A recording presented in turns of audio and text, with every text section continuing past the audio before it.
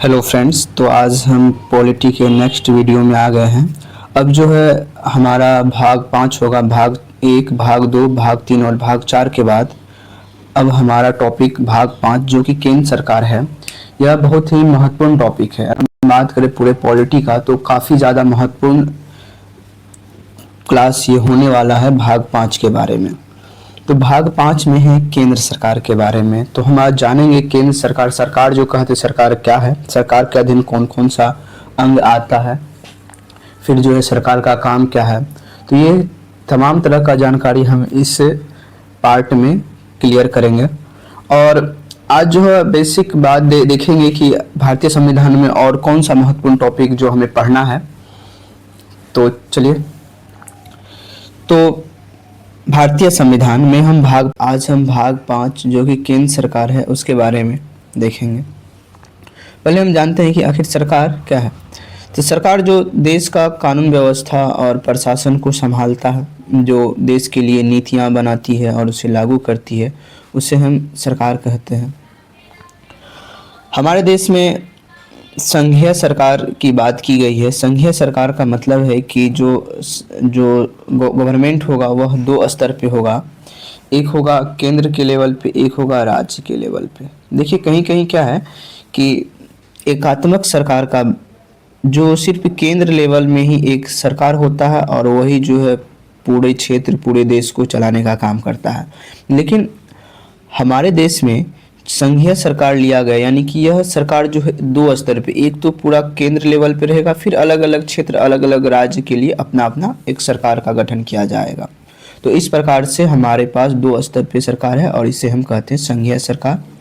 यह कनाडा के संविधान से लिया गया है। तो पूछा जाए तो भारत में संघीय व्यवस्था जो है कहाँ से लिया गया है? कनाडा से। अगर हम आगे बात करें तो सरकार के 3 अंग होते हैं। एक जो कानून बनाने का काम करता है उसे विधायिका, फिर दूसरा है कि जो कानून लागू करता है कार्यपालिका, एक और है न्यायपालिका। न्यायपालिका वह जो न्याय प्रदान करता है, नागरिकों के अधिकारों की रक्षा करता है, ठीक ना, जो संविधान का रक्षा करता है। तो इस प्रकार सरकार के 3 अंग हैं। एक है विधायिका, दूसरा है कार्यपालिका, तीसरा न्यायपालिका। अगर हम विधायिका का बात करें, विधायिका भी देखिए सरकार 2 स्तर पे, एक केंद्र स्तर पे, एक राज्य स्तर पे। तो विधायिका भी एक केंद्र का होगा और एक जो है राज्य विधायिका होगा। जो केंद्र की विधायिका है उसको हम संसद कहते हैं। और संसद में 3 पार्ट है। संसद को 3 भागों में, यानी संसद का 3 अंग है। एक है राष्ट्रपति, दूसरा है राज्यसभा, तीसरा है लोकसभा। यानी कि अगर पूछ लिया जाए कि भारत की संसद किन चीज़ों से मिलकर बना है, तो पहला आंसर राष्ट्रपति, राज्यसभा और लोकसभा। तो हम केंद्र का जो विधायिका है उसके अंतर्गत हम संसद पढ़ेंगे। संसद में भी 3 चीज़ पढ़ना है। क्या क्या पढ़ना है? राष्ट्रपति के बारे में पढ़ना है, फिर राज्यसभा, फिर लोकसभा। इन तीनों को हम डिटेल से पढ़ेंगे, एक एक चीज़ पढ़ेंगे, उसका प्रमुख आर्टिकल क्या है, उसका काम क्या है, ठीक ना। अगर हम बात करें तो राज्यसभा में टोटल सीट 250 है और लोकसभा में 543। लोकसभा के मेंबर को मेंबर ऑफ पार्लियामेंट कहते हैं, एमपी कहते हैं, जो लोकसभा चुनाव के द्वारा चुना जाता है, चुन करके जाते हैं और संसद में। फिर अगर वही बात करें राज्य विधायिका के बारे में तो उसको कहते हैं विधानमंडल। और विधानमंडल भी 3 चीज़ों से मिलकर बना, एक है राज्यपाल, फिर है विधान परिषद। देखिए विधान परिषद नेसेसरी नहीं है कि सभी राज्य में हो। वर्तमान में 7 राज्य में ही विधान परिषद का गठन हुआ है, लेकिन विधानसभा जो है ये नेसेसरी है, मैंडेटरी है सभी के लिए, सभी राज्यों के लिए, बशर्ते कुछ यूटीज को छोड़ करके। जो विधानसभा के जो मेंबर होते हैं, मेंबर ऑफ लेजिस्लेटिव असेंबली कहते हैं, एमएलए कहते हैं। अगर विधानसभा की सीटों की संख्या देखें तो वह मैक्सिमम सीट जो है 500 है और मिनिमम कितना हो सकता है किसी भी विधानसभा में एमएलए की संख्या? 60। तो ये भी पूछा गया क्वेश्चन। तो हम राज्य विधायिका भी पढ़ेंगे और उसमें जो है विधानमंडल के अंतर्गत राज्यपाल हो, चाहे विधान परिषद हो, चाहे विधानसभा हो, तीनों को डिटेल से देखेंगे। अब अगला है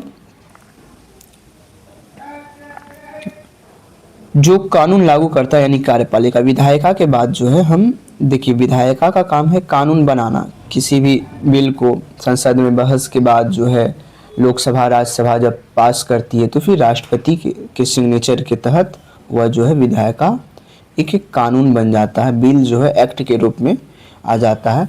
लेकिन अब फिर उसे लागू करवाने का काम जो है कार्यपालिका का रहता है। तो कार्यपालिका भी अगर केंद्र स्तर का बात करें तो केंद्र की कार्यपालिका, और राज्य के लिए, राज्य सरकार के लिए राज्य की कार्यपालिका। तो केंद्र की कार्यपालिका के अंतर्गत हम लोग मंत्रिपरिषद, उसी में हम पीएम के बारे में पढ़ेंगे।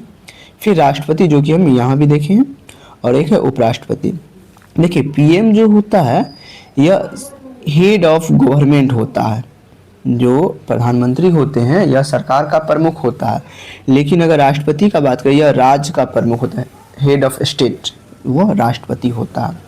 तो हम एक एक करके अब जो आने वाले चैप्टर में इन सब के बारे में पढ़ेंगे। फिर वही हम बात करें राज्य का कार्यपालिका, तो उसके अंतर्गत मंत्रिपरिषद होगा, उसका जो सीएम जो आता है, सीएम जो होता है वो पढ़ेंगे। फिर एक राज्यपाल के बारे में। तो बहुत ही इम्पोर्टेंट चैप्टर अब होने वाला है इस टॉपिक के बाद, जो एक एक करके पढ़ेंगे। तो इस प्रकार हम देख लिए एक विधायिका और एक कार्यपालिका सरकार का। एक तीसरा अंग है वो है न्यायपालिका। तो हम न्यायपालिका के बारे में देखते हैं। देखिए न्यायपालिका वही जो न्याय प्रदान का काम करता है, अधिकारों की रक्षा करता है, संविधान का रक्षा करता है, ठीक ना। अगर हम बात करें, देखिए जो विधायिका था और जो कार्यपालिका था वो संघीय स्तर का था, यानी कि दो स्तर का था, एक केंद्र का एक राज्य का। लेकिन अगर बात करें तो भारत में एकीकृत न्यायपालिका, यानी कि केंद्र और राज्य के लिए अलग अलग नहीं है, पूरे देश के लिए एक ही न्यायिक तंत्र है। इसीलिए हम कहते हैं भारत में कैसा न्यायपालिका है, एकीकृत न्यायपालिका है। देखिए जो न्यायपालिका है जो क्षेत्रीय स्तर, जिला स्तर का होता है उसको डिस्ट्रिक्ट कोर्ट कहते हैं। उसके नीचे भी होता है क्षेत्रीय स्तर का, ठीक ना, अनुमंडल कोर्ट होता है, फिर ग्राम कचहरी ये सब होता है। तो जो जिला में सबसे हाईएस्ट होता है वो ये डिस्ट्रिक्ट कोर्ट है। फिर उनके बाद राज्य स्तर का जो है वो जो है हाई कोर्ट है, और हाई कोर्ट के बाद जो पूरे केंद्र के स्तर पे है वो है सुप्रीम कोर्ट। तो देखिए कोई भी अगर फैसला है वो डायरेक्ट हाई कोर्ट या सुप्रीम कोर्ट नहीं पहुंचता है, जनरली वह जो है डिस्ट्रिक्ट कोर्ट से होते हुए हाई कोर्ट, और हाई कोर्ट के बाद जो है सुप्रीम कोर्ट पहुंचता है जनरली। तो हम अब जो है इस चैप्टर के अंतर्गत हम चाहे हाई कोर्ट हो गया, चाहे सुप्रीम कोर्ट हो गया, चाहे डिस्ट्रिक्ट कोर्ट, सभी के बारे में पढ़ेंगे। तो देखिए ये सभी टॉपिक महत्वपूर्ण है, और एक एक करके अब जो है इन पे वीडियो आएगा और हम उसको समझने का कोशिश करेंगे आसान तरीक़ा से, जो कि प्रत्येक एग्जाम के लिए क्या है, यह महत्वपूर्ण है। इसके अलावे भी कुछ अन्य महत्वपूर्ण टॉपिक है। देखिए ये तो महत्वपूर्ण था, इसके अलावे भी महत्वपूर्ण टॉपिक है, हम उसको भी यहाँ देख लेते हैं आखिर पढ़ना क्या क्या है हमें। तो एक है controller and auditor general of India, यानी कैग के बारे में पढ़ना है, नियंत्रक एवं महापरीक्षक। यह जो है आर्टिकल 148 में इसका प्रावधान है, ठीक ना।